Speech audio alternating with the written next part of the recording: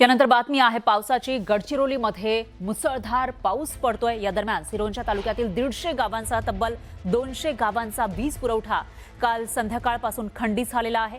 सिरोंचा तालुक्यातील 150 गावं तर जमलगट्टा परिसरामधील 50 गावांचा वीज पुरवठा खंडित झालेला आहे। म्हणजे एकूणच 200 गावांचा जवळपास 200 गावांमध्ये वीज नाहीये। 18 तास लोटल्यानंतर सुद्धा या 200 गावांचा वीज पुरवठा सुरू झालेला नाही। दरम्यान आलापल्ली सिरोंचा राष्ट्रीय महामार्ग बंद आहे, त्यामुळे 66 केव्ही लाईन मधील बिघाड दुरुस्त करणारं पथक येऊ शकत नाही आणि दुसऱ्या दिवशी सुद्धा या 200 गावांची रात्र अंधारात जाण्याची शक्यता आहे। गडचिरोली जिल्ह्यात कालपासून मुसळधार पाऊस पडत आहे आणि यात सगळ्यात मोठा फटका दक्षिण गडचिरोली जिल्ह्यातल्या अहेरी सिरोंचा तालुक्याला पावसाचा बसला आहे। मात्र या पावसाचा सगळ्यात मोठा दुष्परिणाम झालेला आहे तो वीज पुरवठ्यावर। काल संध्याकाळी हा वीज पुरवठा खंडित झाला, तो आता दुपारपर्यंत सुरू झालेला नाही। तब्बल 16-17 तास लोटलेले आहेत आणि 200 गावं वीज नसल्यामुळे अंधारात तसेच वेगवेगळ्या त्याच्यावर आधारित सेवा बंद असल्यामुळे तसंच जीवन त्या 200 गावातल्या नागरिकांना जगावं लागत आहे।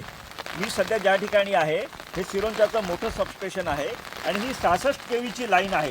50 वर्ष जुनी लाईन आहे आणि ही लाईन आलापल्ली ते सिरोंचा दरम्यान टाकण्यात आलेली आहे आणि ही 66 केव्हीची लाईन इथं आल्यानंतर इथून आणखीसा जिंगणूर परिसरातल्या गावांना वीज पुरवठा केला जातो।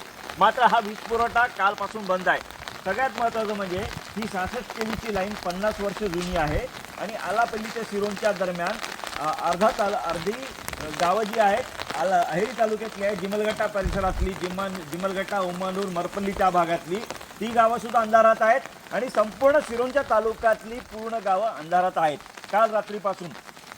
कारण ही जी लाईन आहे गंधार जंगलातून आलेली आहे आणि जुनी लाईन असल्यामुळे थोडं जरी वारा वादळ आलं, पाऊस आलं की ते लाईन तुटते आणि ते दुरुस्ती करणारं जे पथक आहे ते थेट आलापल्लीवरून 100 किलोमीटरचं घनदाट जंगल शोधत त्यांना यावं लागतं।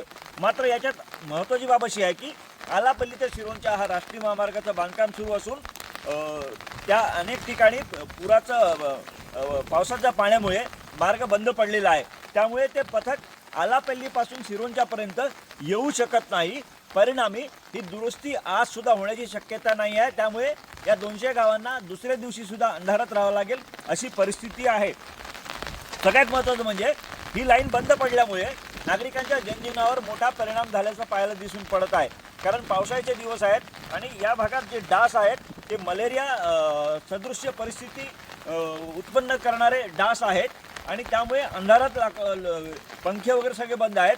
दुसरं महत्त्वाचं म्हणजे मोबाईल सेवासुद्धा अनेक ठिकाणी बंद पडलेली आहे। कारण मोबाईलच्या टावरच्या कडे असलेले जे बॅटऱ्या आहेत त्या बॅटऱ्यासुद्धा रात्रीपासून संपलेल्या आहेत। महेश तिवारी, न्यूज 18 मराठी, गडचिरोली।